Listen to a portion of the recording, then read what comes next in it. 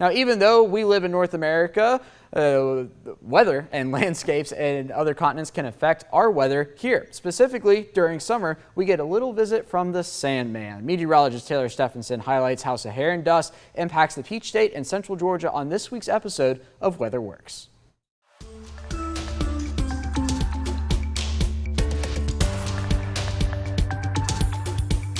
I'm meteorologist Taylor Stephenson here to explain to you how your weather works. Let's take an imaginary trip together to the largest hot desert on Earth. The Sahara Desert sits in North Africa and, of course, houses a lot of dust. But why should we as Georgians care about a desert that's more than 6,000 miles away? Because those tiny dust particles can travel all the way to the United States and influence our weather. Winds in the Sahara Desert kick up dust and blow it off of the West African coast. Then, winds in the Atlantic Ocean blow the sand westward towards the U.S. On average, it takes about 3 days for large dust plumes to reach American soil. On the bad side, once the dust reaches us, it can worsen our air quality. That's because the more particles that are present, the more junky our air gets.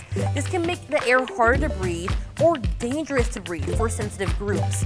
On the flip side, the sand creates some beautiful sunrises and sunsets. Dust scatters light from the sun and can refract multiple colors. It's a good reminder that all weather around the world is connected in some way. I'm meteorologist Taylor Stephenson, and that's how your weather works.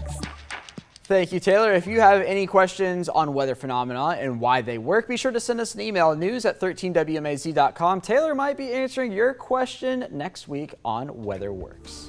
We'll be right back right after the break.